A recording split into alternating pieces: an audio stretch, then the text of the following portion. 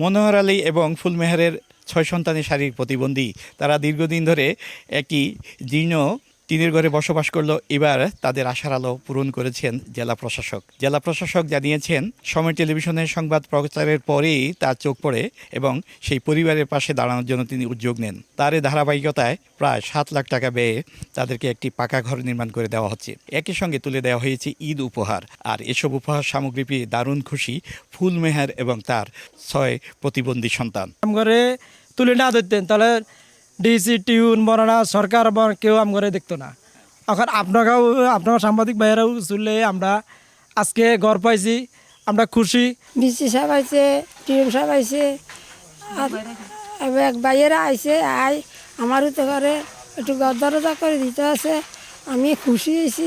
এলাকাবাসীর পক্ষ থেকে ধন্যবাদ জানাই সবাইকে, প্রশাসনকে, বিশেষ করে বাংলাদেশ সরকারকে ধন্যবাদ জানাই যে এমন একটি মহতি উদ্যোগ নেওয়ার জন্য।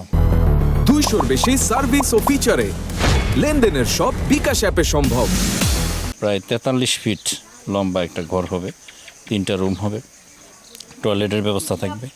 যেহেতু তাদের উঠা চলার ক্ষেত্রে হুইল চেয়ার ব্যবহার করবে, র্যাম্পের ব্যবস্থা থাকবে এবং টয়লেটেও তাদেরকে আমরা বসায়, যেহেতু বসতে পারে না, তাদের জন্য আমরা একটা হাই কমোডের ব্যবস্থা করে দেব। স্থানীয়ভাবে যদি এই জেলার আরও কোথাও এরকম কোনো বিশেষ শারীরিকভাবে যারা অঙ্গ প্রত্যঙ্গ যাদের বিশেষ আছে এরকম কোনো পরিবার থাকে, দেখেন আমরা কিন্তু সরকার মানুষের জন্য, সমাজের কল্যাণের জন্য কাজ করে।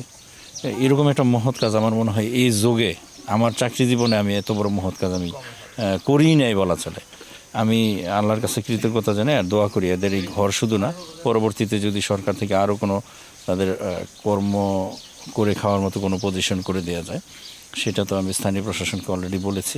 চাঁদপুরের ফরিদগঞ্জের পশ্চিম বড়ালী গ্রাম থেকে ফারুক আহমদ, সময় সংবাদ।